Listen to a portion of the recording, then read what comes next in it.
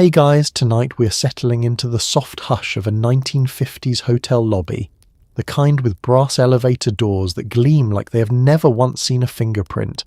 and carpets so thick they swallow the sound of your own footsteps. There is something about walking into one of those old hotels that feels like stepping into a held breath, a place built entirely around the idea that a traveller deserved to feel cared for the moment they crossed the threshold. Before we drift into that world, I want to say a genuine thank you to the viewer who asked for this one. Your suggestions are honestly what keep this channel moving forward, and I love that you trust me to take these little pieces of the past and turn them into something we can sit with together. If tonight's video gives you even a few minutes of peace, consider tapping like or leaving a comment about the place you're listening from. I always read them. And if you have not already, the channel is now on Spotify as well, so if audio is easier for you at bedtime, you will find it linked down in the description. Now go ahead and get yourself settled. Dim the lights if you have not already.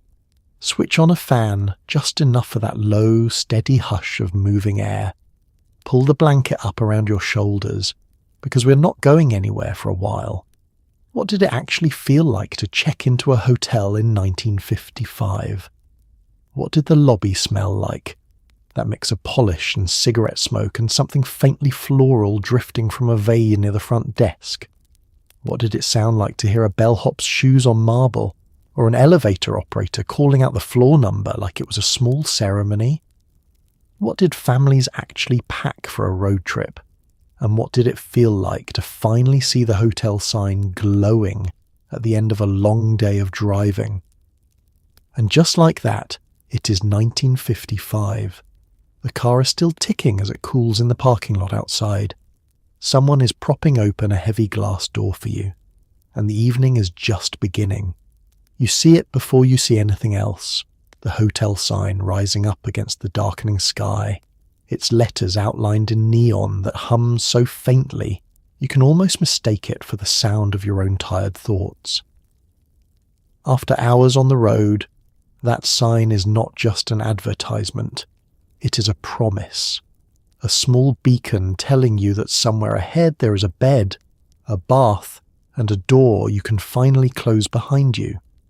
The highway has been dark for nearly an hour now,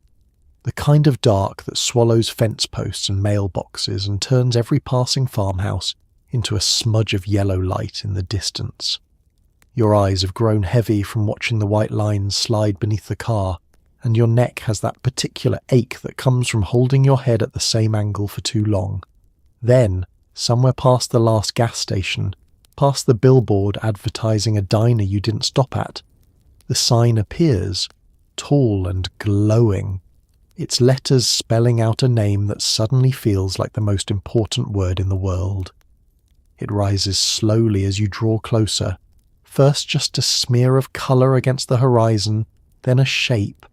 then finally the full glory of it, a tower of painted metal and glass tubing bent into curls and arrows, blinking gently in a rhythm that feels almost like breathing. Some signs spin, a slow, rotating arrow pointing down toward the entrance as if you might somehow miss it. Others simply glow steady, a warm pink or a cool blue, the colours of a decade that never seemed to be afraid of being cheerful. You remember, as a child, pressing your face to the car window to watch these signs pass by on long trips, counting them the way some children count cows in a field. Each one felt like a small celebration, a promise that the day's driving was almost done, that somewhere just ahead was a room with clean sheets and a working radio, and maybe, if you were lucky, a pool that caught the last of the evening light. There is something almost theatrical about the way these signs were built, oversized, unapologetic, meant to be seen from half a mile away by a driver whose eyes were tired and whose patience was thinner than it had been that morning. It is the kind of confidence that feels harder to find now, when everything announces itself quietly through a screen instead of loudly through the sky. Back then, a hotel wanted you to see it coming. It wanted to greet you before you had even arrived. The gravel shoulder crunches faintly as your father, or perhaps you yourself, slows the car, easing off the highway and onto the frontage road that curves toward the entrance. The sign grows larger still, close enough now that you can hear its faint electric hum, a sound so specific to the era that it seems to belong to no other time at all. Moths circle it in lazy loops, drawn to the warmth and the light, the same way you're drawn to the promise of rest. For a moment, before you actually pull into the lot, you sit with the sign filling the windshield, glowing steady against a sky gone the colour of a bruise, deep blue fading into black. It is a strange kind of comfort, watching that light hold its place while everything else around it moves, the cars passing on the highway, the wind stirring the tall grass at the edge of the property, your own tired body finally beginning to understand that the day's travelling is nearly finished. There is a particular kind of gratitude reserved for signs like these, the quiet acknowledgement that someone, somewhere, built something bright enough to be seen from far away, simply so that a stranger driving through the dark might feel, for just a moment, expected, welcomed, found. It did not matter that you had never been to this town before, or that you would likely never come back. For tonight, that glowing sign belonged to you as much as it belonged to anyone. And so you turn in, the tyres shifting from smooth highway asphalt to the softer crunch of the parking lot, and the sign slides past overhead, its light washing briefly across the hood of the car, across your face, across the tired, hopeful eyes of everyone inside. It is the kind of quiet arrival that modern travel rarely offers anymore. No glowing phone screen guiding you the last few blocks. Just a sign in the sky doing exactly what it was built to do. It watches over you a moment longer as you park, its glow settling into the corner of your eye like something you will remember long after you have forgotten the room number, the name of the desk clerk, even the reason for the trip itself. The gravel or asphalt crunches under the tyres as you pull in, and for a moment everyone in the car goes quiet. That particular hush that settles over a family right before they arrive somewhere new. You can see the glow of the lobby windows, warm and gold against the evening, and somewhere behind that glass someone is already watching for headlights, ready to greet you before you've even opened the car door. The engine ticks softly as it begins to cool, that familiar metallic rhythm that marks the end of a long drive, each tick a little slower than the last, like the car itself is exhaling. You sit for just a second longer than you need to, taking in the scene before you step out into it. The neat rows of parked cars glinting under the lot's floodlights, chrome bumpers catching stray gleams of colour from the sign still glowing behind you. The air that greets you when you finally open the door feels different from the air inside the car, cooler, carrying with it the faint smell of asphalt still warm from the day's sun, mixed with something green from a nearby hedge or flower bed planted along the walkway. Crickets have already started their evening chorus somewhere in the grass at the edge of the lot, and a moth bumps softly against the glass of a nearby lamppost drawn in by its warm halo of light. You stretch, your spine popping in places you didn't know could pop, and you glance toward the lobby, its windows glowing amber, silhouettes of potted plants visible just inside the glass.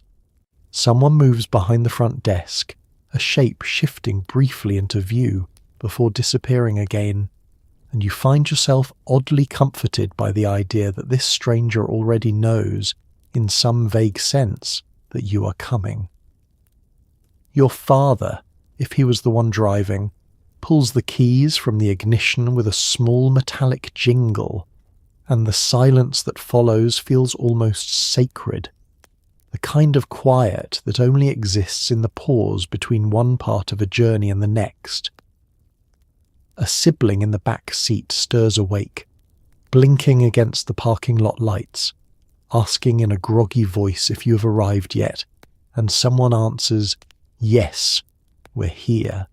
in a tone that carries real relief. Stepping out, your legs feel stiff from hours folded into the same position, and the ground beneath your shoes feels almost strange after so long spent moving. You take a moment to look up, past the lobby, past the sign, at the darkening sky scattered with the first faint stars, and you breathe in deeply, filling your lungs with air that smells of nothing but evening and arrival. The trunk pops open with a heavy, satisfying thunk, and your father begins pulling out suitcases, the vinyl kind with brass clasps that click open and shut with a small definitive snap. There is a rhythm to this unloading, practiced over many such trips, each person knowing instinctively which bag belongs to them, which one holds the toothbrushes and pyjamas needed for tonight, which ones can wait until morning. A bellhop, if the hotel is large enough to employ one, appears almost magically at your elbow, his uniform crisp despite the late hour, offering to take your bags with a politeness that feels both practiced and somehow completely genuine. You hand over your suitcase, feeling a small flicker of guilt at having a stranger carry your things, a feeling that modern travel, with its endless self-service kiosks, rarely asks of us anymore. Walking toward the lobby doors, you glance back once at the car, sitting quiet and dark in its parking spot, headlights off, engine finally still after so many hours of steady work. It looks small and tired under the glow of the lot's floodlights, the way anything looks after being asked to carry you somewhere far from home. The gravel gives way to a paved walkway lined with small shrubs, trimmed neatly, the kind of landscaping that suggests someone takes real pride in the first impression a guest receives. And ahead of you, the lobby doors wait, heavy and dark, promising warmth and rest just on the other side of the glass. The doors are heavy, brass or dark wood, and they swing open with a weight that feels almost ceremonial. Inside, the air changes entirely, cooler, calmer, scented faintly with furniture polish and the ghost of someone's cigarette from an hour before. It is the kind of hush that immediately tells your shoulders to drop an inch. You push against the door and feel real resistance there, a solid weight that requires your whole arm, not the light touch that modern, automatic doors have trained us to expect. There is something satisfying in that resistance, a small physical reminder that you are crossing a threshold, leaving behind the noise and motion of the highway and entering a space built entirely around stillness. The lobby unfolds before you slowly, your eyes adjusting from the darkness outside to the warm low light within. Brass fixtures gleam softly along the walls, polished to a shine that catches the glow of table lamps set at careful intervals. The carpet beneath your feet is thick, patterned in deep reds and golds, the kind of carpet that seems designed to swallow every footstep, every sound, leaving only a hush behind. Somewhere nearby, a grandfather clock ticks steadily, its pendulum swinging with unhurried patience, marking time in a way that feels almost gentle compared to the frantic ticking of your own tired mind. Potted palms stand in brass urns near the windows, their leaves motionless in the still air, and a chandelier hangs overhead, its crystal drops catching small glints of light that scatter softly across the ceiling. The scent that fills the room is layered and specific, furniture polish first, lemony and faint, laid over the deeper, warmer smell of leather upholstery on the sofas arranged near the fireplace. Beneath that, just barely detectable, is the ghost of cigarette smoke, left behind by some earlier guest who sat in one of these very chairs an hour or two before, reading a newspaper or waiting for a call. A few guests linger in the lobby even now, an older couple seated near the window, speaking in low, unhurried voices, a folded newspaper resting on the small table between them. A man in a suit stands near the mail cubbies, sorting through a stack of letters with the patient efficiency of someone who has done this every evening for years. No one rushes here. No one seems to feel the need to. You notice, almost without meaning to, how quiet everything is, how the thick carpet and heavy drapes seem to absorb not just sound but urgency itself, slowing the pace of everyone who enters. It is the kind of quiet that is harder to find now,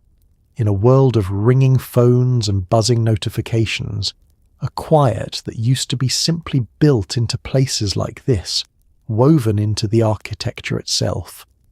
Somewhere behind the front desk, a small brass bell sits waiting, polished smooth from years of gentle taps. A guest register lies open nearby, its pages slightly curled at the edges from humidity and use, waiting for the next signature to be added to its long list of strangers who pass through these doors and, for one night, called this place home. You take a few steps further in, your shoes sinking slightly into the carpet, and you feel your whole body begin to settle, the tension of the drive slowly loosening from your shoulders. There is a stillness in this room that seems designed on purpose, a stillness meant to tell you, without a single word being spoken, that you have arrived somewhere safe. The desk clerk glances up as you approach, his expression warming instantly into a smile that seems to say he has been waiting for you all evening, even though of course he's been waiting for no one in particular. Behind him, a wall of small wooden cubbies holds room keys, each one hanging from its heavy brass tag, waiting patiently for the right guest to claim it. And so, you cross the last stretch of that thick, quiet carpet, drawn forward by the warm light of the desk lamp and the promise of a key that will soon be yours, leaving behind you the cool hush of the lobby and stepping toward whatever comes next. He stands there in a jacket that has seen a full day of guests but still looks pressed, and he greets you not with a scripted line but with something that feels almost personal, as if he's been waiting just for your family to walk through that door. A leather-bound register sits open on the counter, waiting for your signature, and somehow that simple act of writing your name feels like being welcomed into something. His jacket is a deep navy, trimmed with small brass buttons that catch the desk lamp's glow each time he shifts, and though the hour is late, his collar remains crisp, his tie knotted with the kind of careful precision that suggests pride in his work rather than mere obligation. His name is stitched or pinned somewhere on his lapel, though you find yourself more drawn to his face than to the letters spelling out who he is, a face lined faintly with the kind of patience that comes from years of greeting tired travellers at every hour of the night. "Good evening," he says, "and welcome," and the words feel less like routine and more like an offering, as though he genuinely means them, as though your arrival is a small event worth marking. He asks your name, and when you give it, he repeats it back to you, checking it against a reservation card tucked into a small wooden file box beside the register, his fingers moving with practiced efficiency through cards that all look the same but somehow, to him, are each distinct. The desk itself is a solid, substantial thing, dark wood polished to a warm shine, worn smooth in places where countless elbows and hands have rested over the years. A small brass bell sits within easy reach, though he rarely needs to ring it, since he seems to know already which bellhop is available, which room is freshly made, which guest prefers the quiet side of the building away from the elevator shaft. He turns the register toward you, its pages filled with rows of careful, looping handwriting, names and addresses and dates stretching back through the weeks, an entire history of arrivals recorded in ink. You take the pen he offers, heavier than a modern pen, its nib scratching softly against the paper as you write your name, and there is something oddly moving about seeing your own signature take its place among so many strangers, a small mark left behind in a book that will likely outlast the memory of this particular night. While you write, he speaks quietly of the weather you must have driven through, the length of your trip, whether you would prefer a room facing the courtyard or the street, each question asked with genuine interest rather than obligation. He does not rush you. He does not glance at a screen or a queue of other tasks waiting behind you. For this moment, you are the only guest in the world that matters to him, and that attention, however brief, however professional, feels like a kindness. Behind him, the wall of small wooden cubbies holds the hotel's keys, each nestled in its slot beneath a small brass number, and you watch as his eyes flick briefly toward yours, already knowing which one he will hand you before he even reaches for it. There is an ease to the way he moves, an unhurried confidence built from repetition, from having done this exact small ceremony 1,000 times before and finding, each time, some small satisfaction in doing it well. He mentions, almost as an aside, that the dining room closes at 9, but that the kitchen can still send something up if you find yourselves hungry later, and that the pool, should you care to use it in the morning, opens promptly at 7. These details are offered freely, without you having to ask, the kind of quiet hospitality that seems to anticipate your needs before you have fully realized them yourself. You notice, as he closes the register and reaches finally for your key, that his hands are careful, deliberate, treating even this small object with a kind of respect. He's not simply handing you a piece of metal attached to a tag. He's handing you, in some small way, a night's worth of rest, a promise that the room waiting upstairs has been prepared just for you. "Sleep well," he says, as he passes the key across the counter. And though it is a simple phrase, spoken perhaps a dozen times a night to a dozen different guests, it lands with a warmth that feels entirely sincere, a small blessing offered at the end of a long day's travel. He hands you a key attached to a tag so substantial it could almost double as a paperweight, engraved with a room number in careful lettering. There is something reassuring about the weight of it in your palm, a small solid object that says this room, this space, belongs to you for the night. The tag itself is diamond-shaped, or sometimes round, stamped from brass gone slightly dark with age and handling, the numbers pressed into its surface deep enough that you can trace them with your thumb without even looking down. It is heavier than you expect, heavier than seems necessary for something so small, and you find yourself shifting it from one hand to the other, testing its weight the way you might test a stone found on a beach, simply for the pleasure of feeling it settle into your palm. There is a practical reason for the weight, of course, though you do not think of it until much later. A key this heavy is not one easily slipped into a pocket and carried off by accident,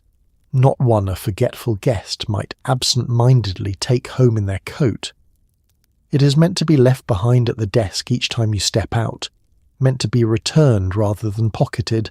and its very heaviness serves as a gentle, wordless reminder of that expectation. You turn it over once in your hand, feeling the small ridges of the key itself, its teeth cut in a pattern unique to this particular lock in this particular room. One small mechanism among hundreds within these walls, each keyed differently, each waiting for only one specific piece of metal to turn its tumblers.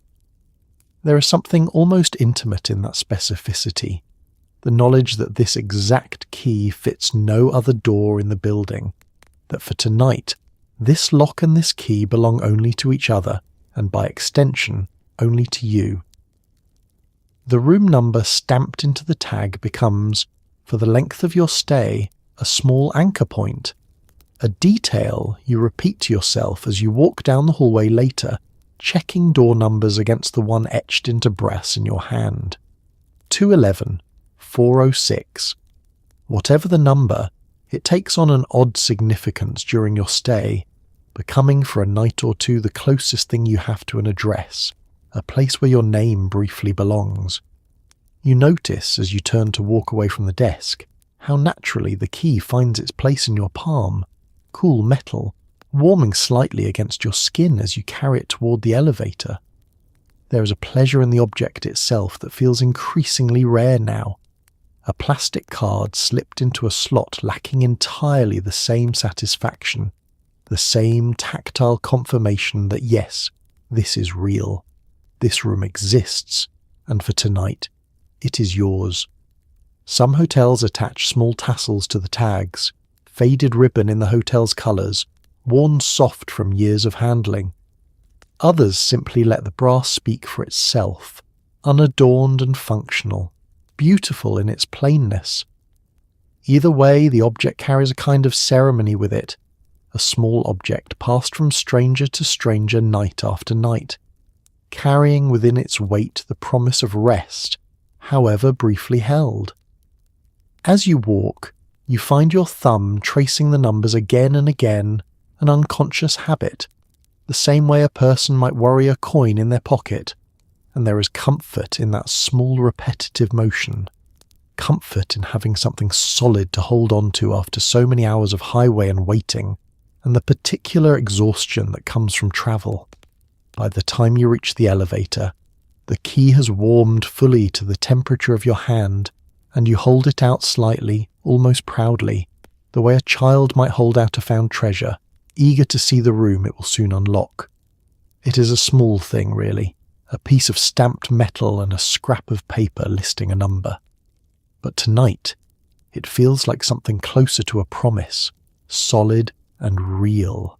resting exactly where it belongs in the palm of your hand. Inside the elevator, a young man in uniform pulls the brass gate closed with a practiced motion and asks which floor, please, in a tone so polite it feels like part of the hotel's architecture. The car rises slowly, a little rattle in the cables, and he calls out, "Your floor like it matters,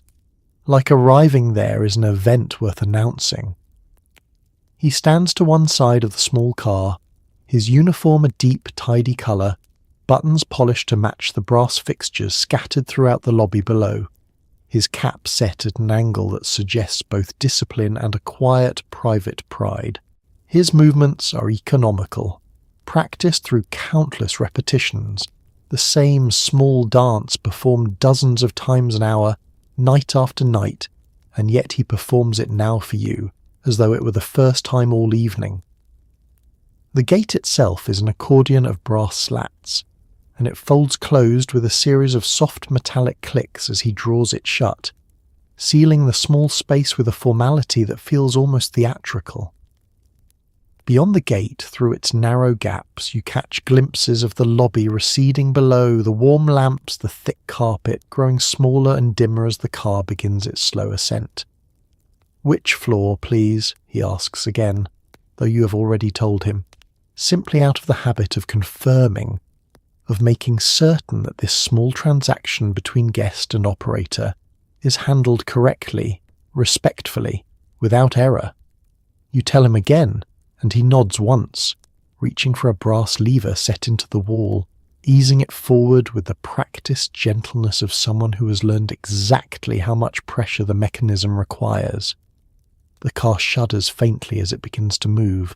a small vibration passing up through the soles of your shoes, and somewhere above or below, cables creak and settle into their new rhythm. It is not a smooth ride. Not by modern standards, this slow climb interrupted by small jolts and hesitations, the cage swaying almost imperceptibly as it passes each floor. But there is something oddly comforting in its imperfection, in the sense that a person, not a machine alone, is guiding you upward. He watches the floor indicator above the gate, a small brass arrow sweeping slowly across numbers painted onto glass, and when it reaches yours, he calls it out, "Third floor," in a clear, unhurried voice, the kind of announcement that seems to acknowledge your arrival as something worth noting, however small the moment might otherwise seem. You wonder briefly about the life of a man who spends his evenings this way, rising and falling within this narrow brass cage, greeting stranger after stranger with the same careful politeness, learning perhaps to recognize regular guests by their coats or their luggage, forgetting others the moment the gate closes behind them. There is a loneliness to the job, perhaps, though he shows no sign of it, his manner remaining pleasant and attentive throughout the short ride. The gate slides open again with the same series of soft clicks,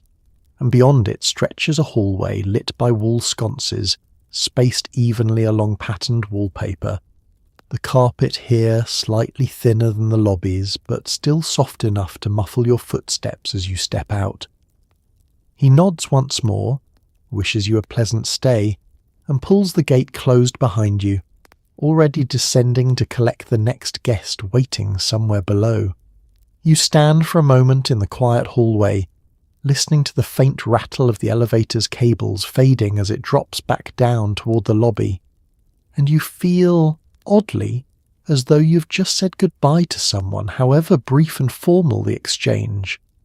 It is a small interaction, easily forgotten by morning, and yet there is something in it, in the simple courtesy of being asked which floor, please, that feels like being cared for by a stranger who owed you nothing more than politeness, and gave it freely anyway. It is the kind of small human touch that feels harder to find now, tucked away as it has become behind buttons and screens and automated voices. Tonight, though, a person guided you upward, called out your floor as if it mattered, and closed the gate gently behind you as you step toward your room. The key turns with a small resistant click, and the door swings open onto a room that smells faintly of clean linen and the particular mustiness of an air conditioner that has just been switched on. The bedspread is tucked so tightly it looks painted onto the mattress, and for a moment you simply stand in the doorway, taking in a space that is, for tonight, entirely yours. The lock resists at first. The tumbler's stiff from disuse since the room's last guest, and you have to jiggle the key gently, feeling for the exact angle that will let it turn before it finally gives way with a soft, satisfying click. The door swings inward on hinges that creak just slightly, the sound somehow comforting rather than unsettling, a small announcement that you have arrived, that this space is about to become, briefly, your own. The first thing that reaches you is the smell, layered and specific in the way only a hotel room smell can be. The crisp scent of laundered sheets mixing with something faintly chemical from the air conditioning unit humming steadily beneath the window, and beneath that, something almost sweet.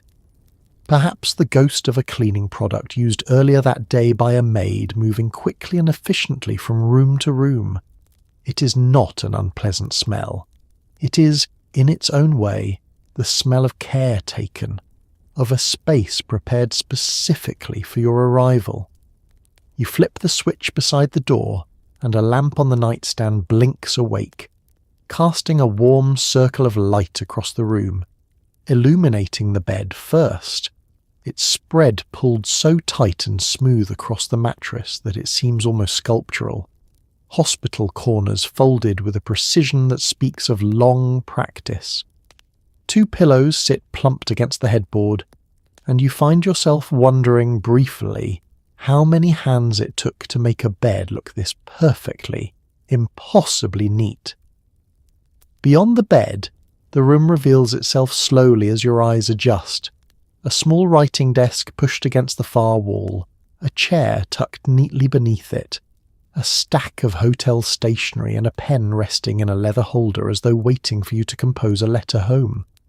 A television sits atop a low dresser, its screen dark and rounded, its dials promising a handful of channels to choose from later, should you care to watch. The curtains hang heavy and floor-length, patterned in some muted colour that matches the bedspread, and when you draw them back slightly, you can see the parking lot below, cars parked in careful rows, the glow of the sign you followed here still visible above the roofline. You let the curtain fall back into place, closing off the outside world, sealing yourself into this small, quiet room for the night. The carpet beneath your feet when you finally slip off your shoes feels slightly different from the lobby's thick weave, a bit thinner, a bit more worn in a path leading from the door to the bed, evidence of countless guests who walked this exact route before you, tired from their own journeys, grateful for their own arrivals. You sit for a moment on the edge of the bed, testing its firmness, listening to the small creak of springs beneath the mattress, and you feel your whole body finally begin to release the tension of the day's travel. The air conditioner hums steadily from its perch beneath the window, its rhythm becoming, within a few minutes, almost soothing, a low mechanical lullaby that will likely carry you towards sleep later tonight. There is something quietly moving about a room prepared entirely by strangers, sheets tucked and pillows plumped by hands you will never see, all in anticipation of your arrival. It is a kindness offered without acknowledgement, a small ritual of hospitality performed dozens of times a day across countless rooms just like this one. For now, though, none of that matters quite as much as the simple fact of arrival. The door closed behind you, the world outside shut away, and a room, however small, however temporary, that belongs for tonight entirely to you. Someone thought carefully about this room before you arrived, and the little paper band stretched across the toilet seat printed with the word sanitized is proof of it. The tiles are cool underfoot, the towels are stacked in a perfect white tower, and the water runs hot almost instantly, as though the whole building had been holding its breath in anticipation of your arrival. You push open the bathroom door and reach for the light switch, and the room floods with a bright, clean glow, tile gleaming beneath a single overhead fixture, the kind of light that seems designed specifically to reassure rather than flatter. The floor tiles are small, hexagonal perhaps, laid in a pattern that has clearly been scrubbed recently, still faintly damp in places from a mop passed over them not long before your arrival. The paper band across the toilet seat catches your eye first, a small strip of white paper printed with careful lettering, stretched, taut and sealed at both ends, a quiet promise that no one has used this fixture since it was cleaned. You break the seal gently, almost reverently, aware in some small way that you are the first to disturb this particular piece of evidence, this small proof of care taken on your behalf. Above the sink, a mirror stretches the width of the wall, its surface spotless, reflecting back a face that looks more tired than you expected, evidence of the long drive still lingering in the shadows beneath your eyes. A small shelf beneath the mirror holds neatly folded washcloths, and beside them, a bar of soap wrapped in paper printed with the hotel's name, the kind of small branded detail that feels less like advertising and more like a signature, a mark of pride in the establishment itself. The towels themselves are stacked in a tower against the wall, 3 sizes nested carefully together, folded in thirds and stacked with a precision that suggests a maid took real pride in the arrangement, knowing perhaps that few guests would ever comment on it, and doing the work well regardless. You run your hand along the top towel, feeling its stiffness, the particular texture of cotton laundered in industrial machines and pressed under heat, slightly rougher than towels at home but somehow more reassuring for it. You turn the tap experimentally, and hot water arrives almost immediately, steam curling up from the basin within seconds, a small miracle of plumbing that suggests the hotel's boilers work hard and constantly to ensure this exact moment of comfort for every guest, at every hour. There is something oddly moving about that thought, the idea of some unseen system labouring quietly beneath the building, simply so that you might wash the dust of the highway from your hands and face. The bathtub sits along the far wall, deep and old-fashioned, resting on small clawed feet, its porcelain gleaming white despite decades of use. A thin rubber mat lies folded neatly over its edge, ready to be unrolled for safety, and a small bottle of bath salt sits on the corner shelf. Another small gesture of hospitality offered without being asked for. You splash water on your face, feeling the heat of the road finally begin to wash away, and you catch your reflection again in the mirror, looking slightly more like yourself now, slightly less like someone who has spent the entire day folded into a car seat. The bathroom, small as it is, feels like its own small sanctuary within the larger sanctuary of the room, a space built entirely around the idea that comfort deserves attention to detail. It is easy to overlook these small touches now, in a world where hotel bathrooms feel largely interchangeable. Plastic-wrapped cups and thin uniform towels replacing what once felt like genuine care. But standing here, in the bright tiled quiet of this room, breaking the seal on a fresh paper band, you feel something like gratitude toward the unseen hands that prepared this space, simply so that you might arrive here tonight and find it, in every small way, ready for you. Somewhere down the hall, a cart rattles softly over the carpet, silver domes covering plates that release a thin curl of steam every time someone lifts a lid. A phone on the nightstand connects you directly to a kitchen that never quite seems to close, and the idea that a warm meal might simply appear at your door still feels like a small miracle. You hear the cart before you see it, a faint rhythmic squeak of wheels rolling over the hallway's thin carpet, growing louder, then fading again as it passes some other guest's door further down the corridor. There is something almost musical in that sound, a small percussion accompanying the low murmur of a waiter's voice as he knocks softly and announces himself, "Room service," in a tone pitched just loud enough to be heard through the door, but not so loud as to disturb any neighbouring guests who might already be asleep. The phone on your own nightstand is heavy, black, its rotary dial gleaming faintly in the lamp's glow, and when you lift the receiver, an operator's voice answers within a ring or two, connecting you directly to the kitchen below, without you needing to dial a single number yourself. You place your order quietly, a sandwich perhaps, or a bowl of soup, something simple to settle the stomach after a long day of travel, and the voice on the other end repeats it back to you, promising it will arrive within the half hour. There is a particular pleasure in this kind of waiting, the knowledge that somewhere below in a kitchen you will never see, someone is preparing a plate specifically for you, sliding it beneath a silver dome to keep it warm during its journey up through the building. You busy yourself in the meantime, running a comb through your hair, perhaps switching on the small radio atop the dresser, letting a low murmur of music fill the room while you wait. When the knock finally comes, it arrives with a soft, respectful rhythm, 3 careful taps rather than an insistent pounding, and you open the door to find a waiter standing beside a small cart, its surface polished chrome, wheels squeaking faintly even now that it has come to a stop. He wheels it in with practiced ease, careful not to let it bump against the doorframe, and sets it near the window, angling it just slightly so you might enjoy whatever view the room offers while you eat.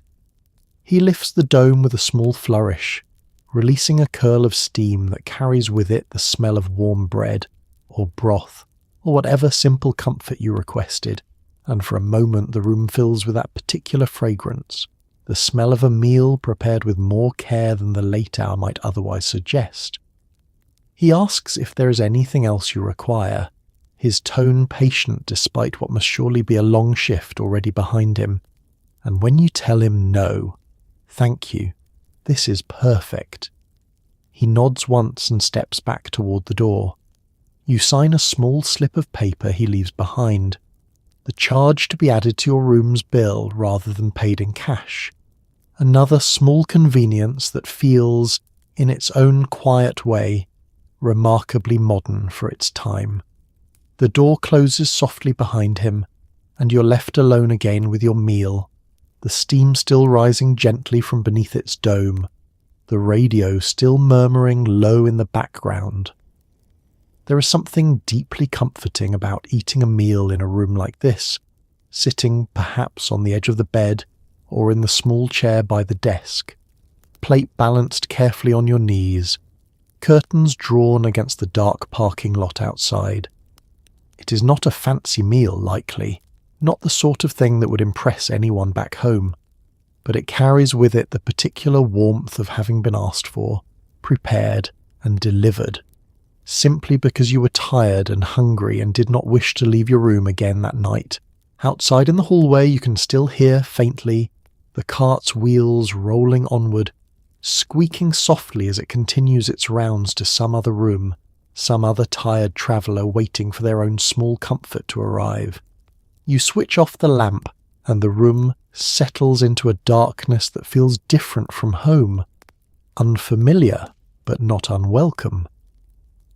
Somewhere outside, a car passes on the highway,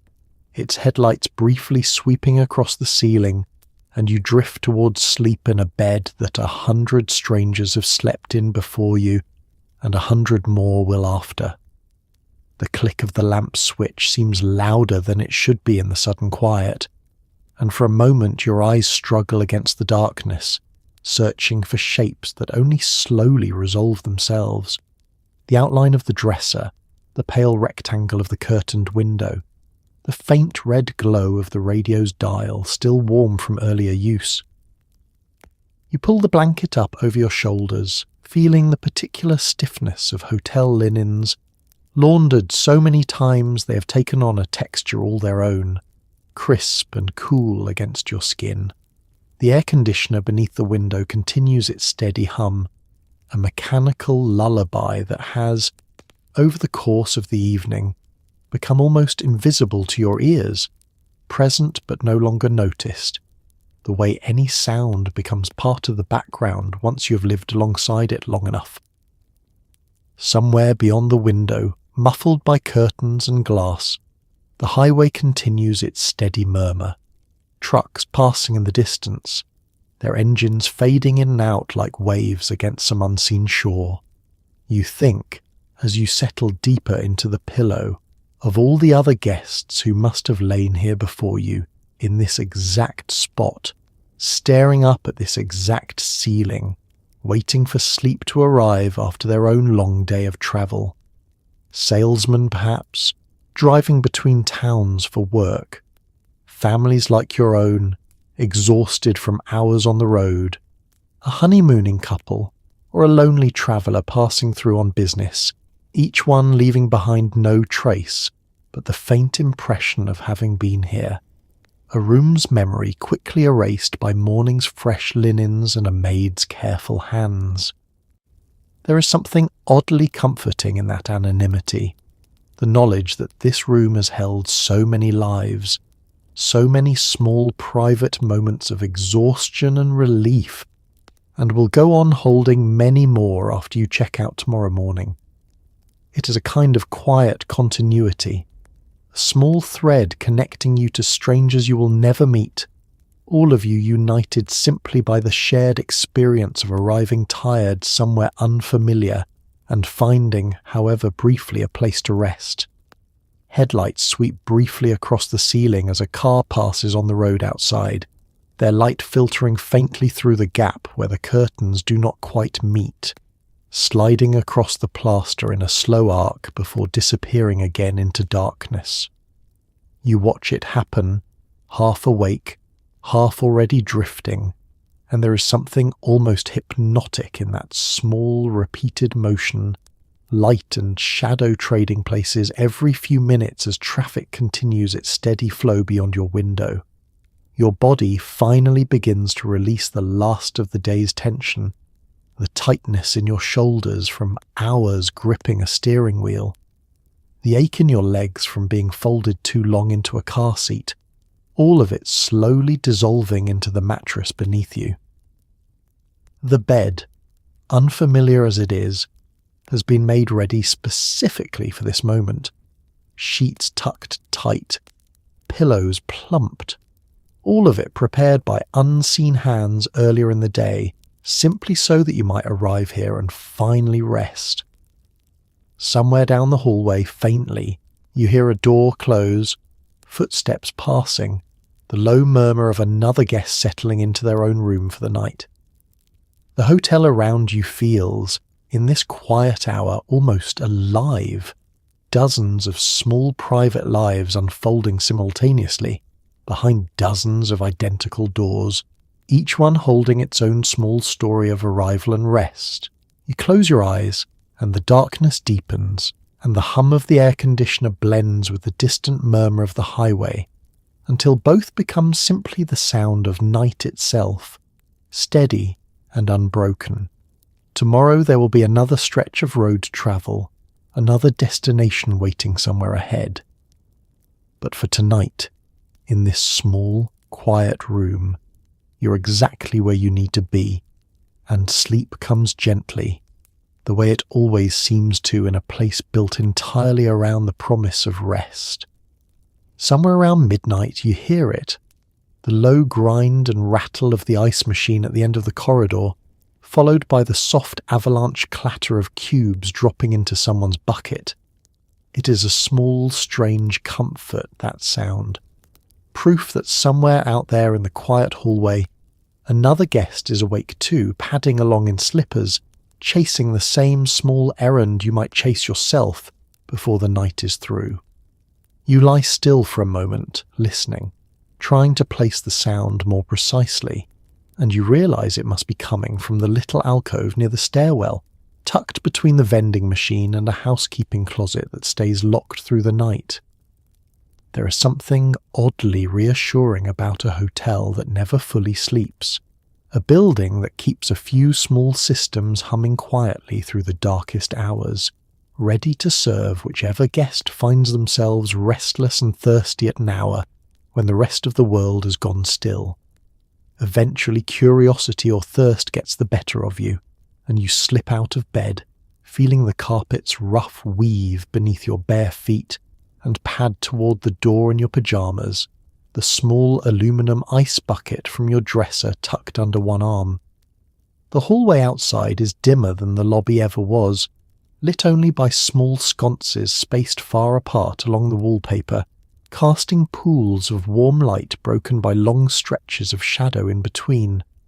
Your footsteps feel strangely loud in that quiet, the particular hush of a sleeping hotel amplifying even small sounds, the soft scuff of your slippers, the faint creak of a floorboard somewhere beneath the carpet. You pass door after door, each one identical, each one hiding some stranger's private night, and you find yourself walking a little more carefully, as though your very presence in the hallway was something to apologize for. The ice machine itself sits in its little alcove like some strange metal monument, humming steadily, its surface cool and faintly damp with condensation when you finally reach it and rest your palm against its side. A small metal scoop hangs from a chain nearby, worn smooth by countless hands before yours, and you lift the lever, listening to the machine's internal mechanism churn and grind before releasing its cargo in a sudden, satisfying rush. The ice tumbles down into your waiting bucket with that same avalanche clatter you heard from your room, louder now, up close, echoing faintly off the walls of the little alcove. There is something almost meditative in the sound, in watching the cubes pile up, catching small glints of light from the overhead bulb, cold vapour rising faintly from the pile, like a small private weather system contained entirely within your bucket. You linger a moment longer than necessary, simply standing there in the quiet hallway, feeling the cold radiating faintly from the machine, listening to its low hum settle back into its resting rhythm now that its work is done. Somewhere down the corridor, a door opens and closes softly, footsteps passing, Another guest perhaps on the same small errand, or simply restless, wandering the halls the way travellers sometimes do when sleep refuses to come easily in an unfamiliar bed. Walking back toward your room, bucket now pleasantly heavy and cold against your side, you pass the vending machine glowing quietly in its own alcove, and you allow yourself a small pause there too, considering its offerings. Though tonight the ice alone feels like enough of a small adventure, the hallway continues its hush around you, carpet swallowing your footsteps, sconces casting their warm, uneven light across wallpaper, faded just slightly from years of sunlight and cigarette smoke. Back in your room, you set the bucket down on the dresser and drop a few cubes into the glass waiting there, listening to them crack and settle, filling the quiet room with a small, cheerful sound entirely its own. You pour water over them, watching it rise and cloud slightly with the cold, and you drink slowly, sitting on the edge of the bed, grateful in some small, simple way for a hotel considerate enough to keep something so basic running through even its quietest hours. There is a particular kind of comfort in these small nighttime rituals, the ones performed alone in a strange hallway, unseen and unremarkable, and yet somehow deeply memorable, precisely because of their quiet, private nature. You will forget, likely, most of the details of this particular trip, the exact conversations, the exact meals eaten along the way. But some small part of you will always remember the sound of that ice machine, the hush of that midnight hallway, the particular comfort of a hotel that never quite stopped taking care of you, even at an hour when you assumed everyone else had long since gone to sleep. You set the empty glass aside eventually, feeling drowsiness finally return, and you slide back beneath the covers, the room settling once more into its steady hum of air conditioning and distant highway traffic. Somewhere down the hall, the ice machine waits patiently for its next visitor,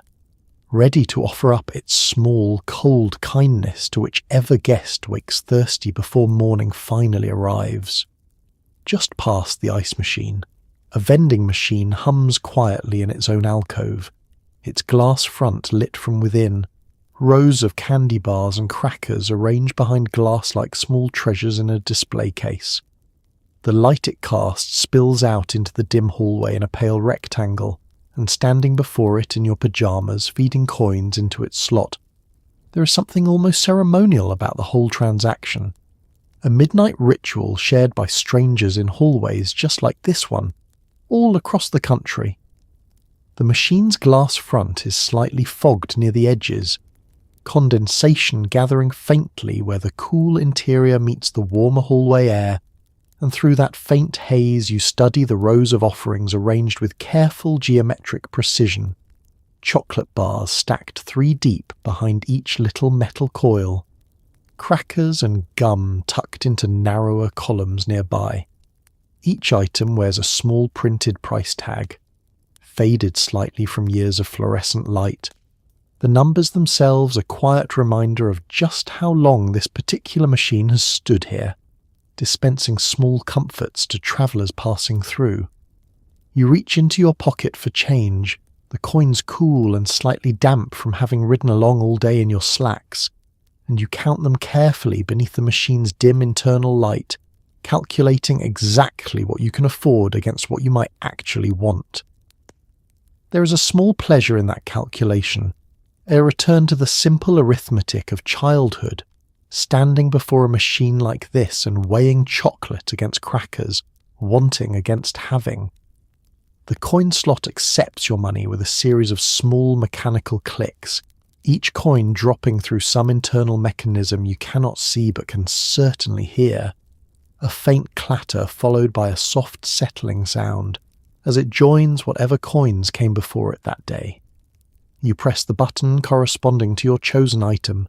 feeling the slight resistance of springs beneath your fingertip, and somewhere behind the glass, the metal coil begins its slow rotation. You watch, almost holding your breath as the candy bar teeters at the very edge of its coil, wobbling slightly, threatening for one suspended moment to simply refuse to fall, before finally tumbling forward and dropping with a soft thud into the tray below. There is real satisfaction in that small drop, a tiny victory shared by countless travellers before you, each one standing in this same spot, watching this same small drama unfold behind glass. You crouch to retrieve your prize from the tray, the metal flap cool against your fingers as you push it open, and the candy bar itself feels slightly cool too, having spent who knows how many hours or days resting inside a machine tucked into this quiet, air-conditioned hallway. You unwrap it slowly, standing there in the pale glow spilling from the vending machine's interior light, and take a bite, the chocolate slightly firm from the cold, melting slowly against your tongue. Somewhere down the hall, a door opens briefly, releasing a small burst of television laughter before closing again, muffling the sound back into silence, and you realise you're not the only guest awake at this hour, not the only traveller drawn from bed by a small craving impossible to ignore once it takes hold. There is something companionable in that thought, even though you will never actually meet whichever guest sits awake in that room, watching whatever late programme still plays on their small television set. The vending machine's hum continues steadily behind you as you linger a moment longer, finishing the candy bar in the quiet hallway, licking a small smear of chocolate from your thumb before wiping your hand against your pyjama pocket. The machine's glow catches your eye once more before you turn to leave, illuminating rows of other treats still waiting patiently behind their glass, ready for the next restless traveller who might wander this way before morning. Walking back toward your room, you feel oddly comforted by the whole small excursion, this tiny, unremarkable adventure taken alone in stocking feet through a hotel hallway at an hour when most of the world has long since gone quiet. It is the kind of small memory that seems too insignificant to matter, and yet somehow lingers anyway, tucked away alongside larger memories of the trip, a small glowing rectangle of light in an otherwise dark and sleeping hallway. Back in your room, you settle once more beneath the covers, the last trace of chocolate still faintly sweet on your tongue, and you drift towards sleep thinking of nothing more complicated than how strange and wonderful it is that a hotel, even in its quietest hours, still finds small ways to take care of the travellers wandering its halls.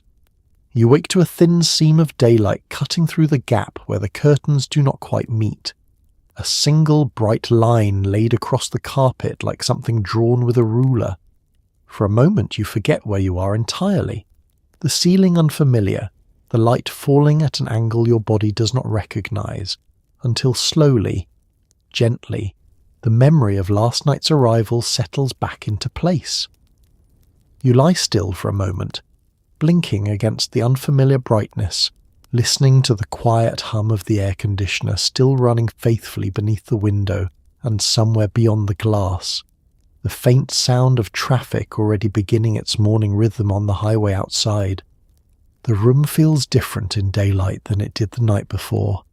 The shadows that seem so deep and mysterious now, revealed as ordinary furniture, an ordinary dresser, an ordinary chair tucked beneath an ordinary desk. That single seam of light stretches across the carpet with remarkable precision, bright and sharp-edged where it falls across the dresser's dark wood, softening slightly where it crosses onto the patterned rug beside the bed. Dust motes drift lazily within it, catching the light and disappearing again as they float beyond its narrow boundary, and you watch them for a moment, some part of your mind still caught in that pleasant, unfocused state between sleep and full waking. You stretch slowly beneath the covers, feeling the particular stiffness that comes from sleeping in an unfamiliar bed, muscles unsure quite how to settle into a mattress that is not their own. The sheets, still holding some faint warmth from the night, smell of clean laundry and the particular fragrance of a hotel's industrial detergent, crisp and slightly different from the soap used at home. You roll toward the window and reach for the curtain's edge, pulling it back just slightly, enough to let a wider band of light spill into the room, and beyond the glass, the parking lot stretches out below, cars glinting under a sky already blue and bright, the hotel sign standing dark and unlit now against the daylight, its neon tubes quiet until evening calls them back to life. It is strange somehow, seeing that sign without its glow, reduced now to simple painted metal, waiting patiently for dusk to return its purpose. Somewhere outside a car door slams, and voices carry faintly on the morning air, other guests perhaps already loading luggage, beginning their own day's journey while you still lie here, unhurried, savouring this last quiet stretch of rest before the day fully begins. There is a particular pleasure in mornings like these, mornings spent somewhere unfamiliar, where the ordinary obligations of home have not yet caught up with you, where for just a little while longer, time seems to move more slowly than it does anywhere else. You let the curtain fall back into place, softening the room once more into that gentler filtered light, and you lie back against the pillow, listening to the building slowly waking around you. Faint sounds carrying through walls and floors, water running somewhere above, footsteps crossing a room below, the whole structure settling into its daily rhythm, the way a large old house settles each morning, creaking gently into wakefulness.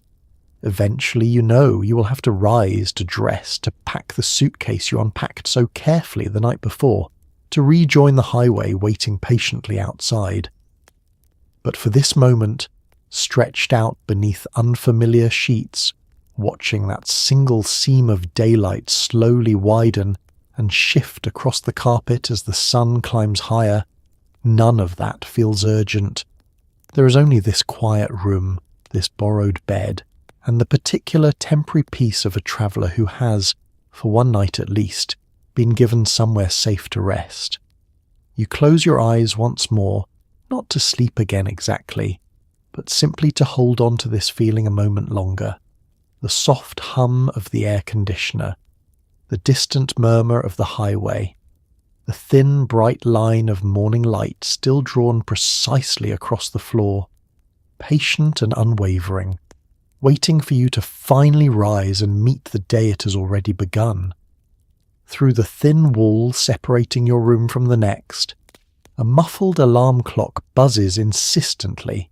followed by the soft thump of a hand searching for the switch, and then silence again. It is a strange kind of intimacy, hearing the private rituals of a stranger's morning bleed faintly through plaster and paint, a reminder that this hallway holds dozens of lives unfolding at once, each one entirely unaware of the other. You lie still, listening to the sudden quiet that follows, wondering briefly about the person on the other side of that wall, someone whose morning has just begun in almost the exact same way yours will soon begin, waking to an unfamiliar room, an unfamiliar ceiling, the same thin seam of daylight perhaps cutting across their own carpet.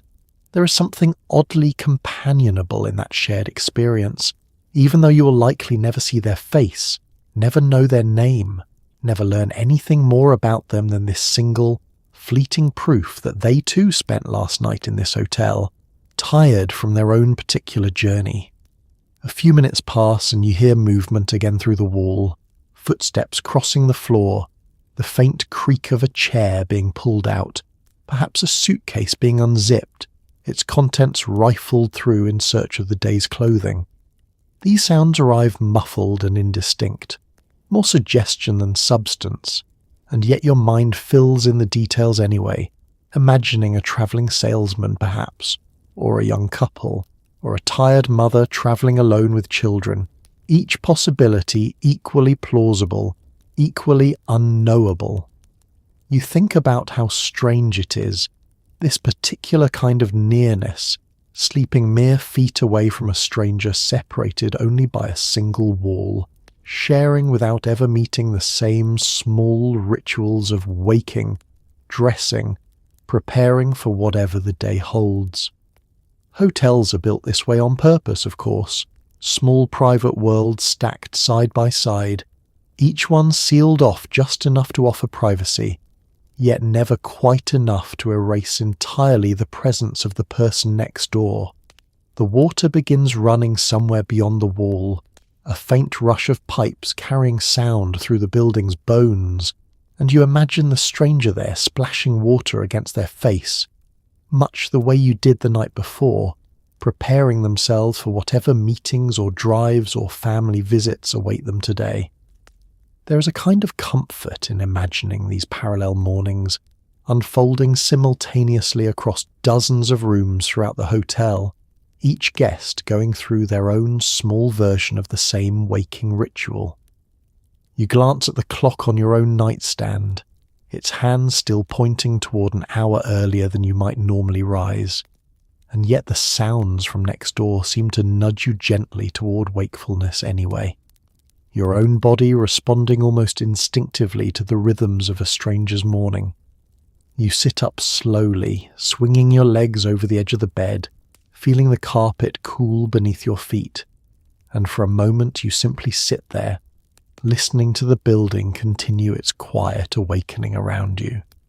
Somewhere further down the hall, another door opens and closes, footsteps passing briskly toward the elevator, and you wonder whether that stranger from next door is already up and dressed, already making their way down toward the dining room for breakfast, while you yourself have only just begun to stir.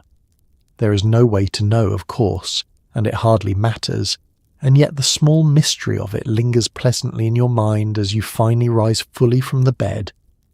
You cross to the window and pull back the curtain fully now, letting the full brightness of morning flood the room, the parking lot below, already busier than it was even a few minutes earlier. Guests loading suitcases into car trunks, children running ahead of their parents toward whatever destination awaits. The hotel, you realize, has been quietly orchestrating dozens of these small departures and arrivals all along, each one distinct, each one significant to the person experiencing it, and each one utterly invisible to everyone else sharing the same building. You dress slowly, listening now only to the ordinary hum of the air conditioner and the faint sounds of your own movements, the stranger's alarm long since silenced, their morning ritual presumably well underway by now behind that thin dividing wall. It is a small, forgettable moment, really, hearing someone else's alarm clock through hotel plaster, and yet it stays with you regardless, a tiny reminder of just how many lives pass quietly alongside your own, each one unaware, each one equally deserving of the same small comforts this hotel has offered you. You lay your clothes out across the bed, still slightly wrinkled from the suitcase, and press them flat with the palm of your hand, hoping the effort might smooth away a night folded inside canvas and leather. The room smells faintly of yesterday's travel still clinging to the fabric, mixed now with the clean, pressed scent of the linens you slept in, and dressing here in this unfamiliar space carries a small thrill all its own. You unzip the suitcase resting open on its little folding stand near the closet, its contents shifted slightly from yesterday's drive. Shirts and slacks jostled together in a way that requires a moment's careful sorting before you find exactly what you need. The fabric, when you lift it free, carries a faint scent of the car, of vinyl seats and highway air, mingled now with the cedar-lined closet where the suitcase has rested overnight, absorbing just a hint of that particular hotel smell as well. You smooth the shirt flat against the bedspread, running your palm firmly along each wrinkle, working from collar to hem in slow, deliberate strokes, though you know already that some creases will remain no matter how carefully you press them, evidence of a suitcase packed perhaps a bit too full for the length of the journey. There is something almost meditative in this small task, standing here in the quiet morning light, giving your full attention to nothing more complicated than the simple ritual of preparing your clothes. The room around you feels different now than it did last night, familiar in a way that surprises you slightly, given how briefly you've actually inhabited it. You know now which drawer sticks slightly when you pull it open, which corner of the window lets in the brightest morning light, which spot on the carpet creaks faintly beneath your weight. A single night has been enough to make this borrowed space feel, in some small way, like your own. You dress methodically, the cool morning air still lingering faintly despite the sun already climbing outside, and you find yourself standing before the dresser mirror, checking your reflection, adjusting a collar, smoothing your hair with fingers still slightly damp from the bathroom sink. The mirror's surface is spotted faintly in one corner, its silvering worn thin from years of guests just like you, standing here each morning, preparing themselves for whatever the day held. Beyond the window, you can hear the parking lot's morning bustle continuing steadily, car doors slamming, engines turning over, voices calling out farewells or final instructions before departure. It occurs to you that somewhere among all those sounds, other guests are performing this exact same ritual right now, standing before their own mirrors in their own borrowed rooms, smoothing their own wrinkled shirts, preparing to rejoin the same highway that brought them here. You gather your belongings slowly, folding yesterday's clothes back into the suitcase, tucking away the small items scattered across the dresser and nightstand, a comb, a folded map, the postcard you began writing but have not yet finished. Each object finds its place back within the suitcase's careful order, and you feel, with each small task completed, the morning drawing you steadily closer toward departure. There is a particular kind of nostalgia already beginning to settle over the room, even before you have actually left it. A small awareness that this space, however temporary, however unremarkable it might seem to anyone else, has held something of your night, your rest, your brief pause in the middle of a longer journey. You will likely never see this exact room again, never sleep in this exact bed, and yet for one night it belonged entirely to you. You take one last look around before gathering the suitcase, checking beneath the bed out of habit, glancing toward the bathroom to be sure nothing has been left behind, and satisfied, you straighten your jacket and turn toward the door. The room, behind you, will soon be entered by housekeeping, sheets stripped and remade, towels replaced,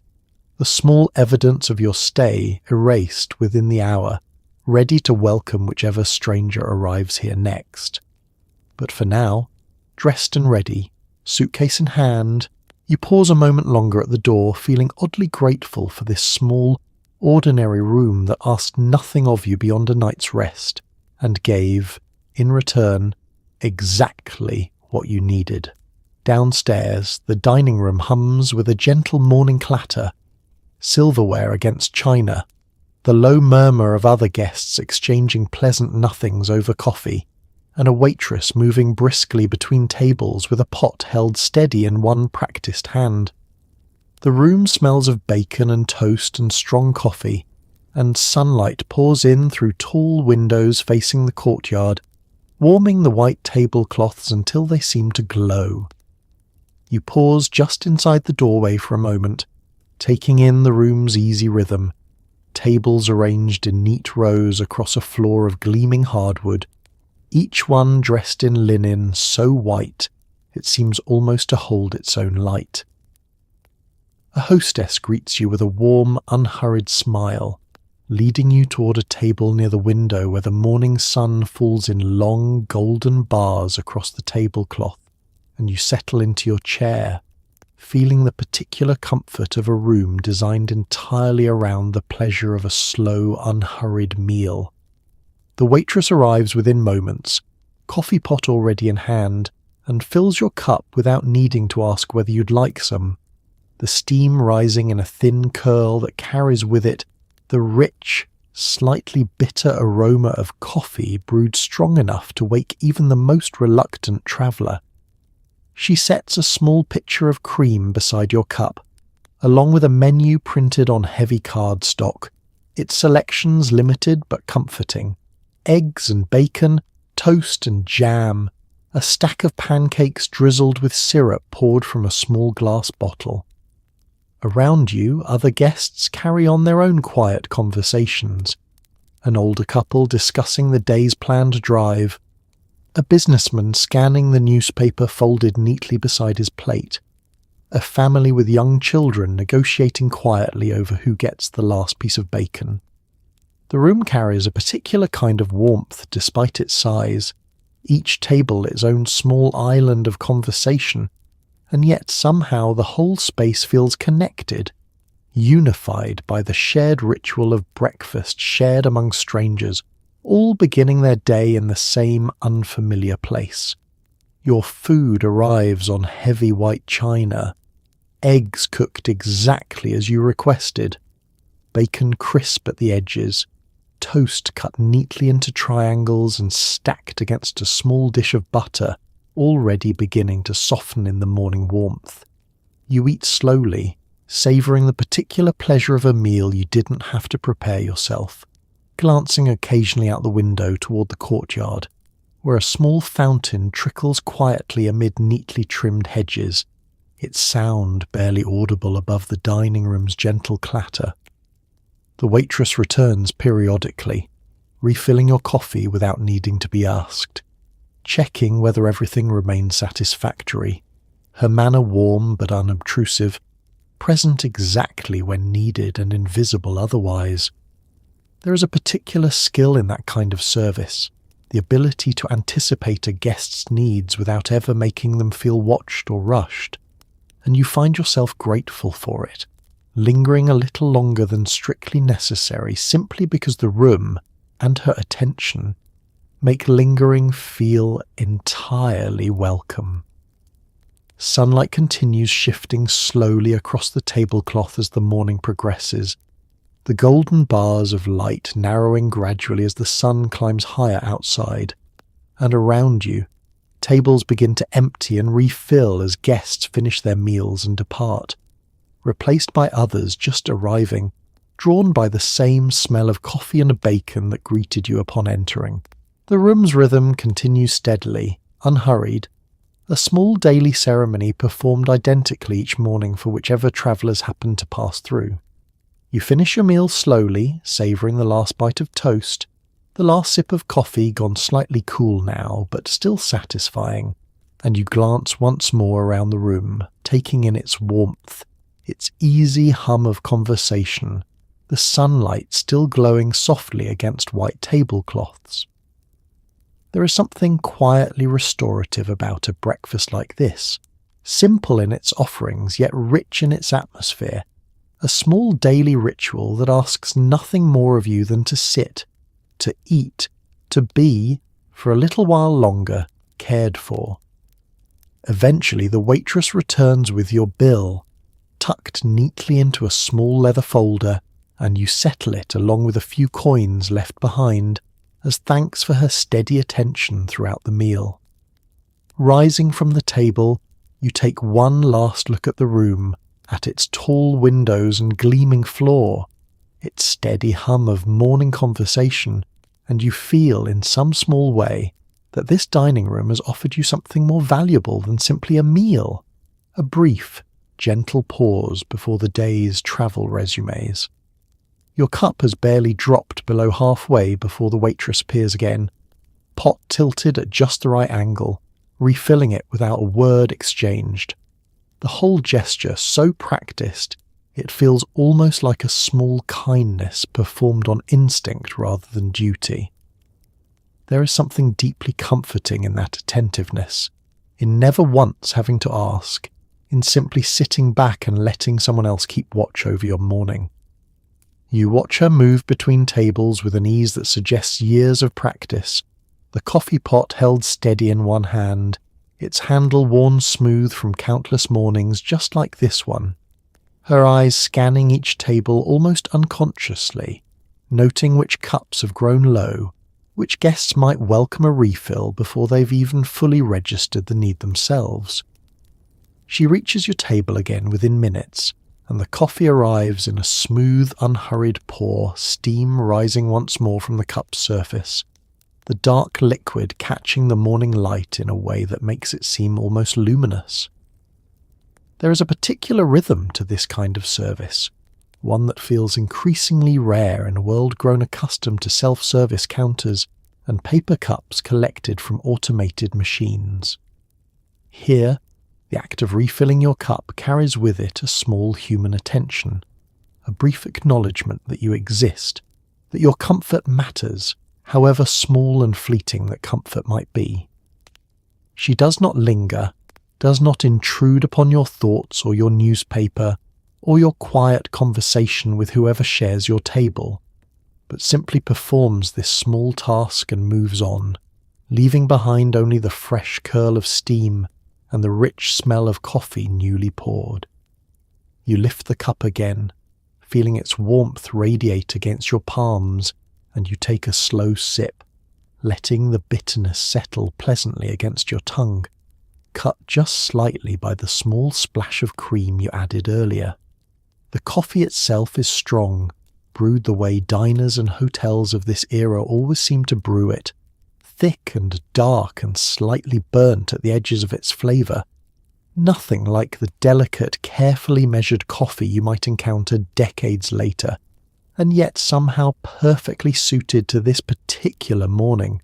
this particular room. Around you, other guests receive the same quiet attention, their own cups topped off in turn as the waitress makes her rounds, moving from table to table in a pattern that seems almost choreographed, though surely it is nothing more than years of practiced instinct. A businessman barely looks up from his newspaper as his cup is refilled, murmuring a small thanks without breaking his concentration on whatever headline holds his attention. An elderly woman nods gratefully, exchanging a few pleasant words about the weather before returning to her own quiet breakfast. You find yourself watching this small ritual play out again and again throughout the room, a kind of gentle choreography performed dozens of times each morning, each refill a small wordless exchange of care between stranger and stranger. There is nothing remarkable about it, nothing that any of these guests will likely remember specifically by the time they check out later this morning, and yet in aggregate, this small attentiveness shapes the entire feel of the room, transforming an ordinary breakfast into something that feels distinctly, quietly hospitable. You think, briefly, of how different this feels from the hurried, transactional meals you might encounter elsewhere. Counter service where a cup is filled once and left to grow cold, where asking for more requires flagging someone down, waiting, repeating your request. Here, none of that friction exists. The coffee simply arrives, again and again, as though the hotel itself has decided that your comfort, however small, however inexpensive to provide, deserves this small continuous attention throughout your stay. The morning continues this way for a while longer, your cup rising and falling gently between sips and refills, the sunlight outside continuing its slow climb, warming the courtyard fountain visible through the window until its water catches small glints of light with every ripple. You linger over your coffee longer than you might elsewhere, in no particular hurry to leave a room that seems to want nothing more than for you to stay a little while longer, comfortable, cared for, your cup never quite allowed to run empty. Eventually, of course, the morning must give way to departure. Suitcases waiting upstairs, the highway waiting beyond the parking lot. But for these last few quiet minutes, you allow yourself simply to sit, to sip, to enjoy this small, continuous kindness offered without fanfare. A warm cup of coffee that somehow, mile after mile, morning after morning, never seems to run truly empty. A copy of the local paper waits folded neatly at your place setting, still faintly warm from wherever it was pressed just moments before, headlines announcing news from a town you will likely never see again after today. You unfold it slowly, scanning stories that mean little to you personally, yet somehow the simple act of reading someone else's local paper over breakfast feels like a small, quiet way of visiting a place more fully. The paper's ink still carries a faint chemical smell, fresh enough from the morning's printing that a bit of it rubs off gently against your fingertips as you turn the pages, and you glance down at the smudge with a small private smile, an old familiar consequence of reading a freshly printed paper that somehow never stops feeling slightly novel. The front page carries a headline about a local town council meeting, a matter of some dispute over a new water tower, entirely unfamiliar to you, and yet oddly engaging simply because it belongs so completely to this particular place, this particular morning. You flip further in, past advertisements for a local department store's summer sale, past a photograph of a high school baseball team celebrating some regional victory, past a small notice about a church picnic scheduled for the coming weekend. Each of these small stories, insignificant as they might be to anyone outside this town, carries with it a kind of quiet charm, a glimpse into lives entirely separate from your own, unfolding in a place you're passing through only briefly, on your way towards somewhere else entirely. The dining room continues its gentle hum around you as you read, silverware clinking softly against china, the low murmur of other guests exchanging their own pleasant morning conversations, and you find yourself settling into an easy rhythm, sipping coffee, turning pages, glancing occasionally out toward the courtyard where sunlight continues warming the fountain's gentle trickle. There is something deeply relaxing about reading a newspaper this way, unhurried, with nowhere urgent to be for at least another half hour, the words themselves almost secondary to the simple pleasure of the ritual. You come across the weather forecast eventually, printed in small type near the bottom of an inside page, predicting clear skies and warm temperatures for the day ahead. Good news for whatever stretch of highway awaits you once breakfast concludes. Beside it, a small notice lists movie showtimes at the local theatre. Films you've never heard of, playing in a town you will likely forget the name of within a few years, and yet for this one morning, this information feels oddly important. A small window into a life you're only briefly, peripherally touching. The classified section catches your eye further along. Rows of small advertisements for used cars, farm equipment, apartments for rent, each listing written in the clipped, economical language particular to classified ads, packed with abbreviations and urgency despite their small size. You scan a few idly, imagining briefly what it might be like to actually live in this town, to actually need one of these apartments or one of these cars, a small daydream that occupies you pleasantly for a moment or two, before you turn the page again. Eventually your coffee cup empties once more, refilled almost immediately by the ever-attentive waitress, and you fold the paper closed, setting it aside near your empty plate, its pages slightly rearranged now from your reading, no longer folded with the same crisp precision it held when it first arrived at your table. There is something almost wasteful in leaving it there, this small collection of stories and photographs and advertisements that took someone considerable effort to gather and print, destined now to be cleared away by a busboy within the hour, discarded along with your empty plate and crumpled napkin. And yet that impermanence feels, in its own way, entirely appropriate to the whole experience of travel itself, this business of passing briefly through towns and rooms and lives that belong to someone else, the water closing pleasantly over your shoulders. The chlorine's sharp scent grows stronger here at the water's edge, mixing with something faintly mineral, the smell distinct to pools of this particular era. Simpler in its chemistry, perhaps, but no less evocative for it. You float for a while, letting the water hold your weight, staring up at a sky already deepening into a rich summer blue. A few thin clouds stretched thin near the horizon like brush strokes left unfinished.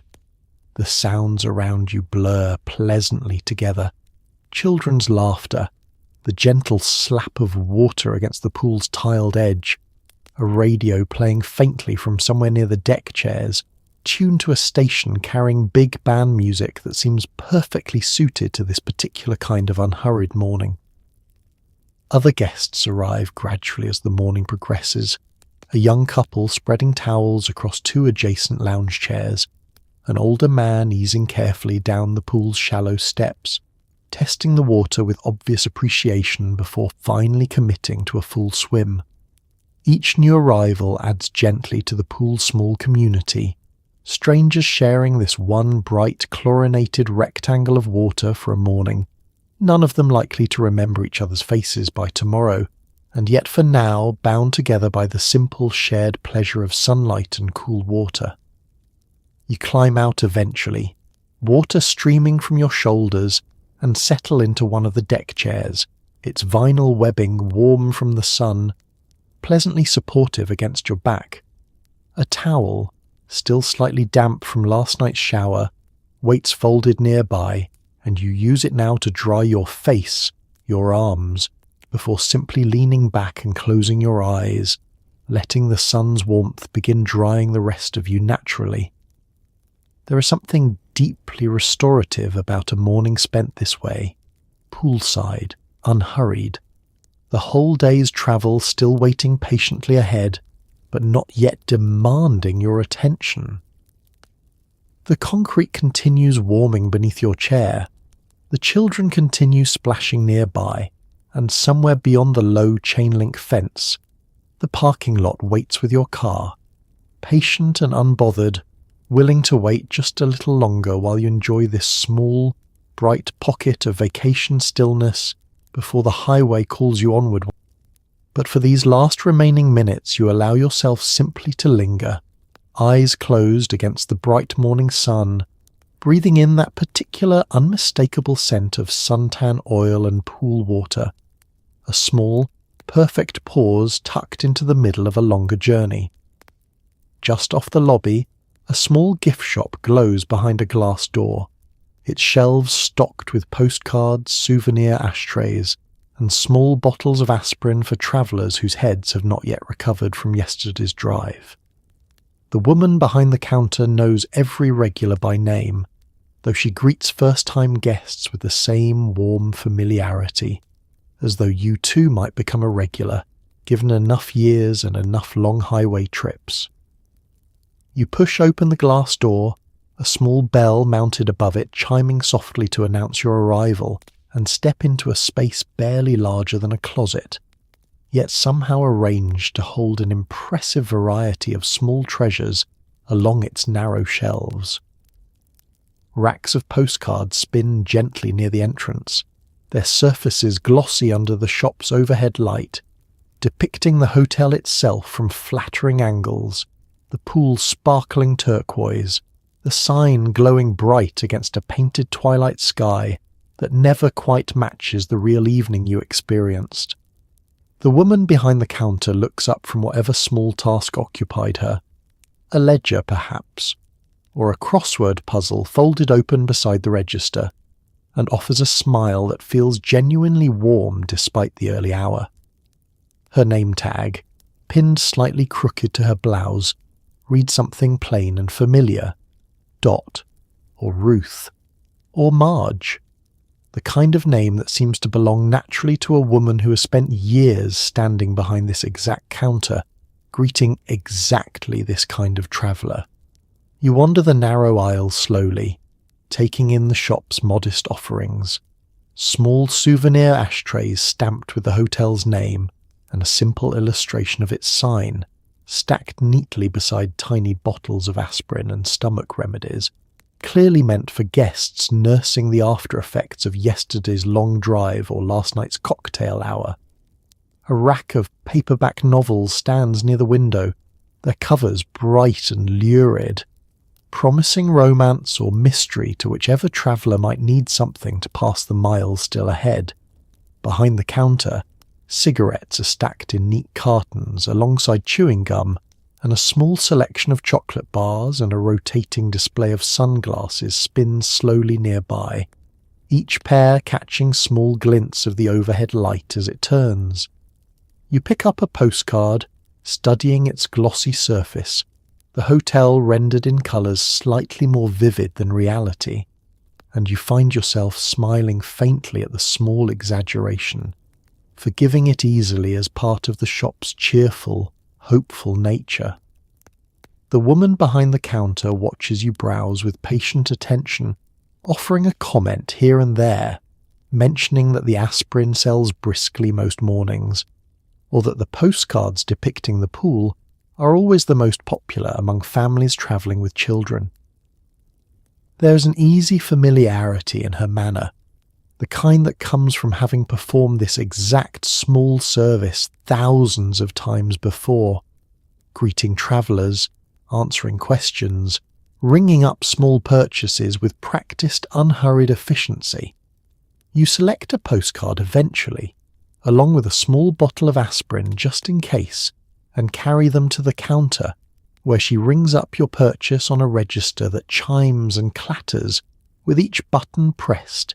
its drawer springing open with a small satisfying jolt.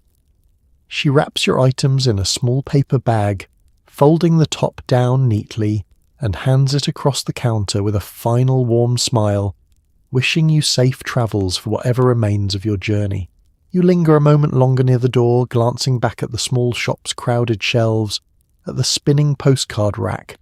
at the woman already returning to her crossword puzzle or her ledger,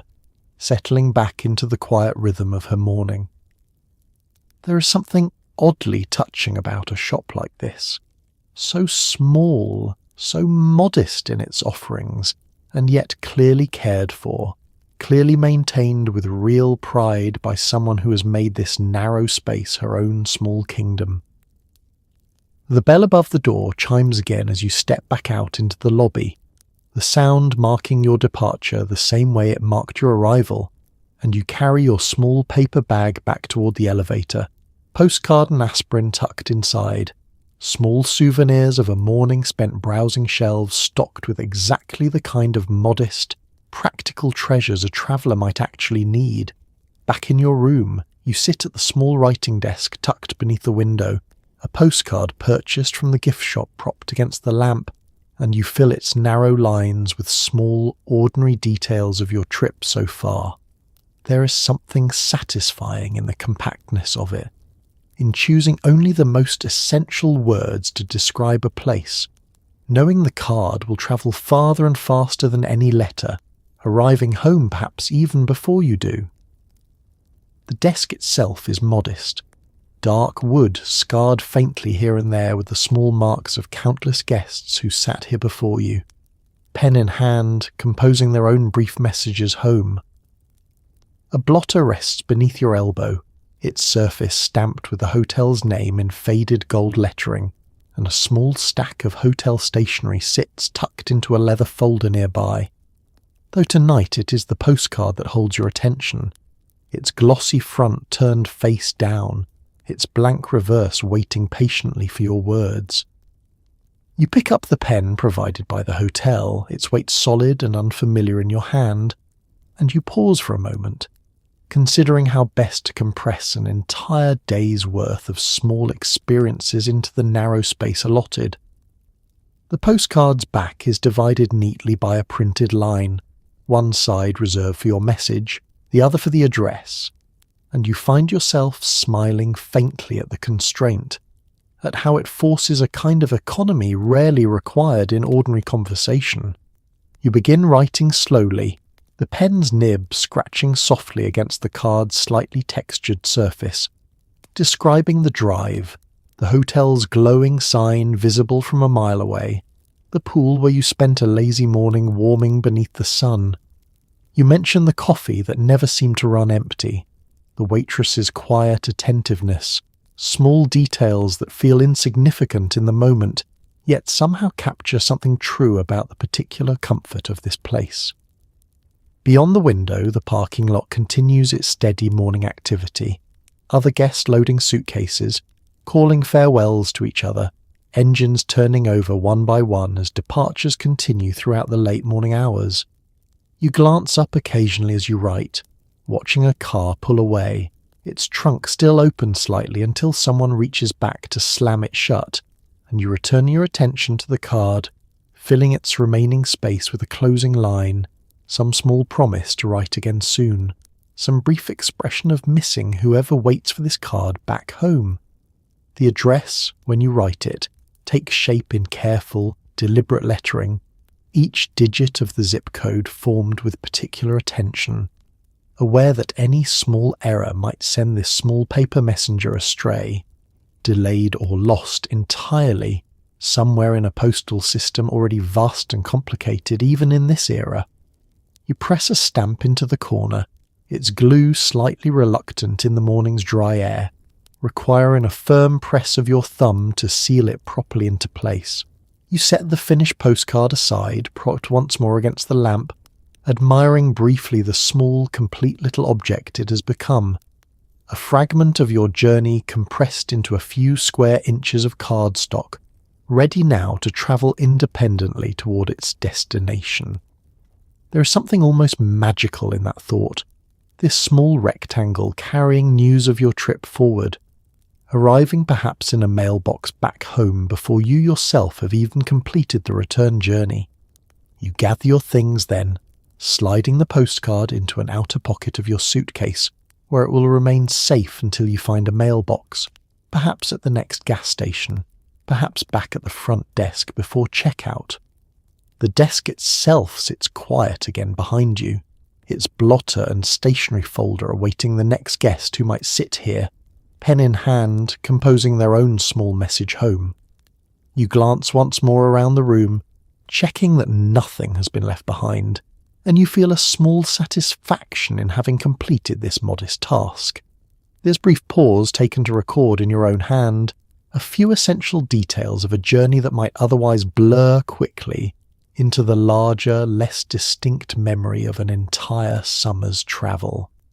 The postcard, tucked now safely into your suitcase, will carry forward what your memory alone might eventually let slip, a small, permanent trace of this particular morning,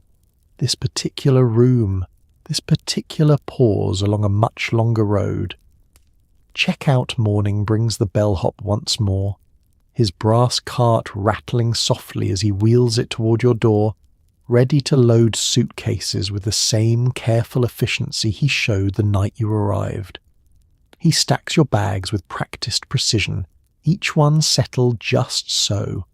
and there is a small comfort in watching him work, in knowing that even this final task, the leaving, has been thought through and cared for. He knocks softly before entering, his uniform still crisp despite what must surely be hours already worked this morning, and he greets you with the same warm, unhurried politeness that met you at the curb last night, as though this final small service matters just as much to him as that first welcoming gesture did. You gesture toward the suitcases already gathered near the door, and he nods, wheeling his cart carefully into the room, its brass frame gleaming faintly beneath the morning light streaming through the now fully opened curtains. He lifts each suitcase with practiced ease, testing its weight briefly before settling it onto the cart in a particular order, the heaviest bags placed lowest, lighter items stacked carefully above, each one adjusted slightly until the whole arrangement sits balanced and secure. There is something almost artistic in the way he works, a small practice choreography performed identically for every departing guest, and yet somehow it never feels routine or careless, each bag handled with the same quiet attention, regardless of how many others he has loaded this same morning. You watch him for a moment, appreciating the particular skill involved in a job that might seem, on the surface, simple enough, and yet clearly requires years of practice to perform this smoothly, this efficiently. He glances up occasionally, checking that he has gathered everything, asking politely whether there is anything else remaining in the closet or bathroom that might have been overlooked in your own final packing. You follow behind as he wheels the loaded cart out into the hallway, its wheels squeaking faintly over the carpet. The same sound, perhaps, that greeted room service trays throughout the night, now carrying instead the physical evidence of your brief stay here, suitcases and garment bags stacked neatly, ready for the journey ahead. The hallway feels different now in daylight than it did in last night's dim, hushed quiet. Sunlight spilling through a window at the far end, illuminating dust motes drifting lazily in the warm morning air. He guides the cart toward the elevator, and you follow alongside, watching as he presses the call button with practiced familiarity, waiting patiently for the same brass gate that welcomed you last night to open once more, ready now to carry you both downward toward the lobby and eventually back out toward the waiting car. The elevator arrives with its familiar small shudder, and he wheels the cart carefully inside, positioning it against one wall to leave room for you to stand comfortably alongside. The ride down feels quicker somehow than the ride up did last night, though perhaps that is simply the natural quickness of departure compared to the slower, more deliberate pace of arrival. The gate opens again at the lobby, and he wheels the cart out smoothly, navigating the thick carpet with practiced ease, guiding it toward the entrance where your car waits parked just beyond the heavy glass doors. Outside, the morning air feels warm already, carrying with it the faint smell of asphalt and the low murmur of highway traffic, passing somewhere beyond the parking lot's edge. He loads your suitcases into the trunk with the same careful precision he showed upstairs, arranging them to make the best use of available space, closing the trunk finally with a solid, satisfying thunk that seems to mark, more than anything else, the formal conclusion of your stay. You offer him a small tip, folded discreetly into his palm, and he thanks you with genuine warmth, wishing you safe travels for whatever remains of your journey today. He wheels his empty cart back toward the lobby, its wheels squeaking softly once more over the pavement, ready already to greet whichever guest checks in next, performing this same small, careful ceremony of welcome and farewell that seems, in its own quiet way, to define so much of what this hotel, and perhaps this entire era, understood about the particular dignity of caring for a traveller passing through. The same desk clerk, or perhaps his morning counterpart, greets you with the same unhurried warmth as the night before, sliding your folded bill across the counter for a final review before you sign. He mentions, almost in passing, that he hopes you enjoyed your stay, and there is no script in the way he says it, only the quiet, practiced sincerity of a man who has said goodbye to thousands of guests and still means it every time. You step up to the counter, the same dark, polished wood that greeted you last night now catching a different quality of light, morning sun slanting through the lobby's tall windows rather than the warm lamplight of evening arrival. The clerk behind the desk wears the same crisp navy jacket, brass buttons gleaming faintly, and he retrieves your folder from a small file box with the same practiced efficiency you noticed upon check-in, flipping through cards until he locates the one bearing your name. He unfolds the bill and turns it toward you, its columns neatly itemized in the same careful, looping handwriting you noticed in the guest register last night. Room charge, a modest amount for the room service meal delivered to your door, a small charge for the postcard stamp purchased at the gift shop counter. Each line item is explained briefly, without you needing to ask, his manner patient and thorough, as though ensuring your complete satisfaction matters to him personally, rather than simply as a matter of hotel policy. You review the total, find it entirely reasonable, and reach for the pen he offers, signing your name at the bottom of the folded paper with the same heavier-than-usual pen you used to sign the register last night. There is a small symmetry in that gesture, the same tool used to mark both your arrival and your departure, bookending your stay with two small deliberate signatures spaced less than a day apart. He takes the signed bill back, tucking it carefully into his own records, and mentions, almost conversationally, that he hopes the room suited you, that the pool was warm enough, that the dining room's breakfast met your expectations. There is nothing performative in these small inquiries, no sense that he is reciting a memorized script designed simply to prompt a positive response. He seems genuinely curious, genuinely invested in whether your brief stay here met the standard he and his colleagues work so consistently to maintain. You assure him that everything was lovely and you mean it, thinking back over the small pleasures of your stay, the ice machine's midnight hum, the coffee that never ran empty, the pool's cool water beneath a climbing morning sun. He nods, satisfied, and mentions that he hopes you'll consider staying again should your travels ever bring you back through this particular stretch of highway. An invitation offered warmly rather than as mere sales technique. Behind him, the wall of small wooden cubbies holds far fewer keys now than it did last night. Most rooms presumably already occupied by guests still upstairs, finishing their own morning routines, or perhaps freshly cleaned and waiting for tonight's new arrivals. You notice briefly the particular quiet efficiency of a hotel mid-morning. Neither the bustling arrival rush of last evening nor the quiet stillness of deep night, but something in between, steady and purposeful, the whole building humming along at its own unhurried pace. He hands you back a small receipt, folded neatly, and wishes you safe travels once more,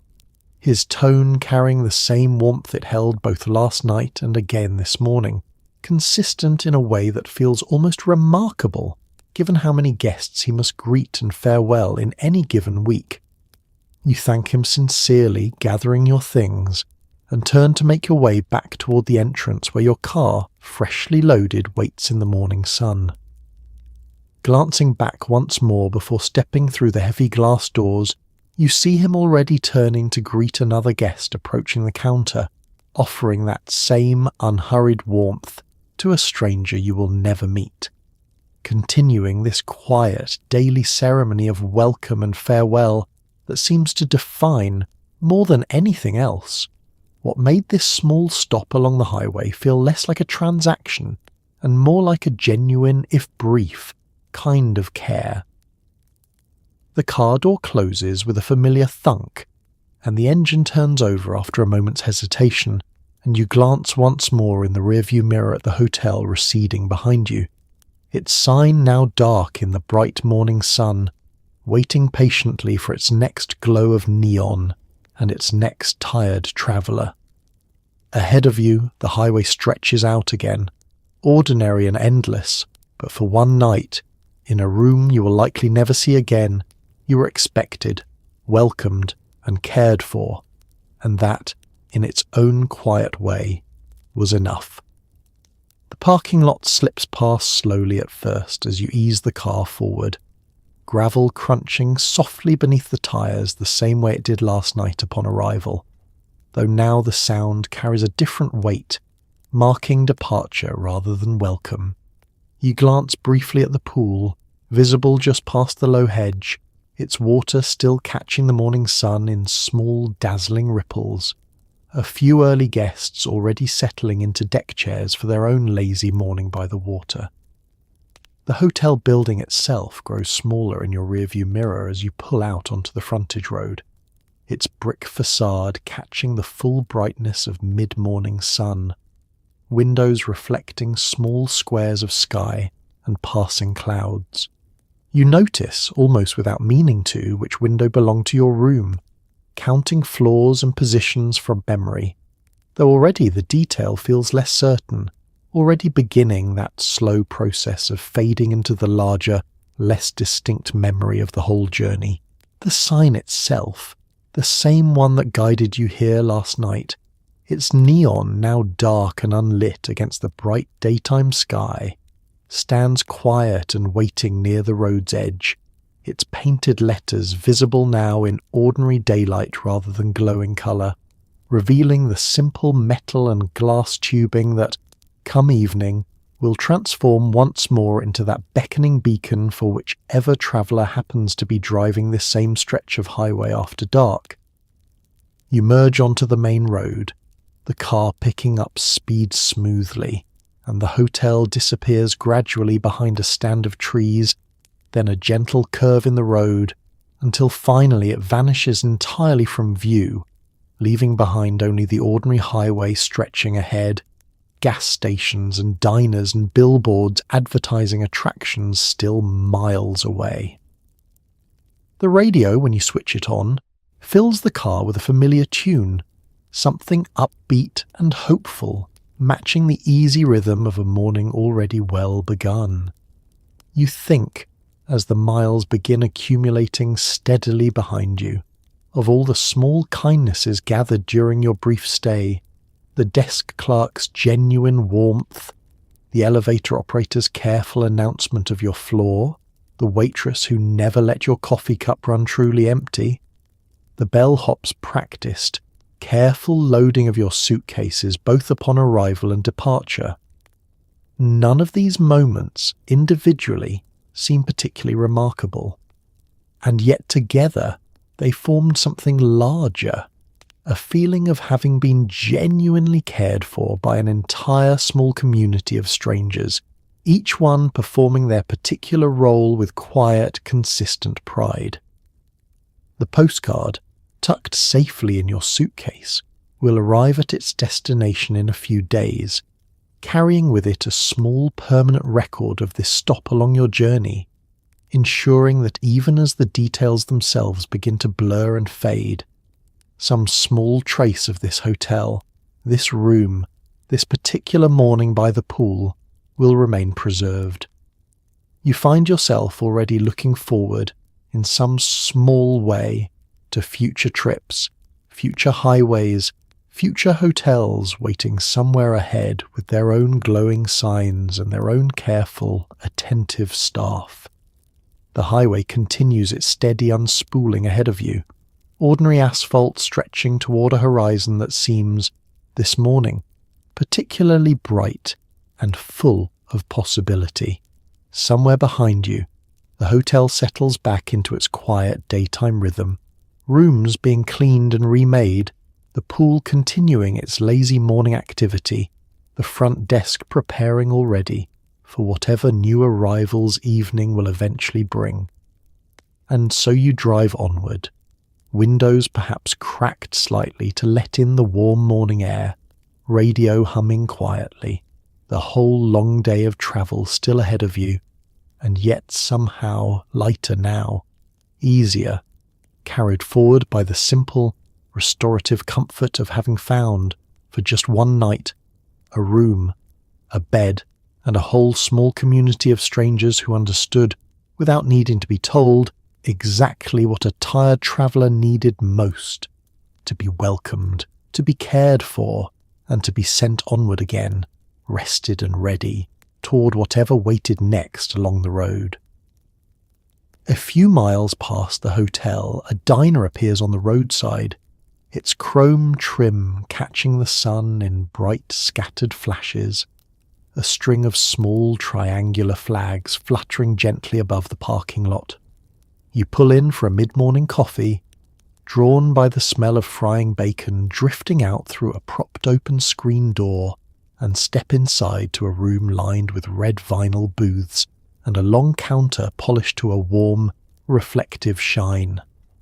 The bell above the door announces your entrance with a small metallic jingle,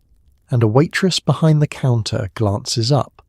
already reaching for a coffee pot before you've even chosen a seat, her manner brisk but friendly,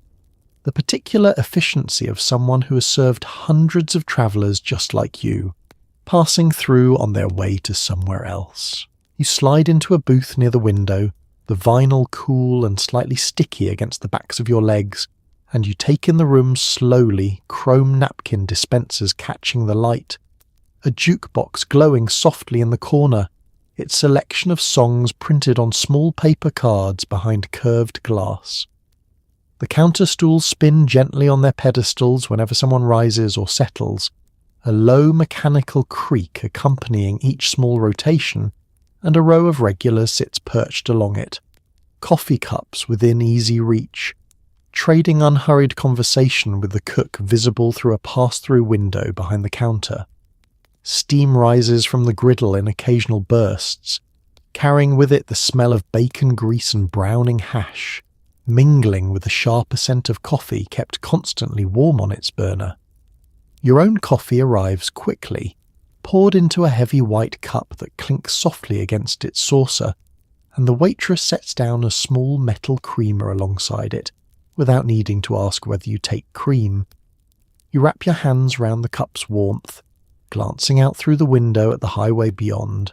cars passing steadily, a truck downshifting audibly as it slows for the diner's gravel turnoff, and you feel, for a moment, entirely content simply to sit here, unhurried, watching the world continue on without you. A menu, laminated and slightly curled at its corners from years of handling, rests propped against the napkin dispenser, listing simple offerings printed in a friendly looping typeface, eggs any style, pancakes stacked 3 high, a bottomless cup of coffee for a nickel more. You order something simple, a slice of pie perhaps, or a plate of eggs and toast, and the waitress calls it back toward the kitchen window in a shorthand phrase that means nothing to you, but clearly communicates everything necessary to the cook waiting on the other side. While you wait, you watch the diner's small ecosystem continue its steady rhythm, a trucker at the counter recounting some story to the cook, punctuated by low laughter, a family in the next booth negotiating quietly over whether pie counts as an acceptable breakfast, the waitress moving briskly between tables, coffee pot never quite leaving her hand for long. The jukebox in the corner clicks softly as someone feeds it a coin, and a moment later music fills the room, something upbeat and twangy, guitar and steel strings carrying a melody that seems to belong entirely to highways and diners just like this one. Your food arrives on a heavy plate, eggs bright yellow against white china, toast cut in careful triangles and buttered generously, and you eat slowly, savouring the particular pleasure of a simple meal shared among strangers in a room built entirely around the needs of travellers passing through. Outside, through the window, the highway continues its steady flow, and you find yourself watching it idly between bites, imagining briefly the stories carried by each passing car, each one bound for some destination as significant to its occupants as your own destination is to you. The waitress returns periodically to top off your coffee, the same attentive rhythm you noticed at the hotel's own dining room, a small continuity that seems to run through so much of this era's hospitality, this quiet, practiced insistence that no guest's cup should ever be allowed to sit empty for long.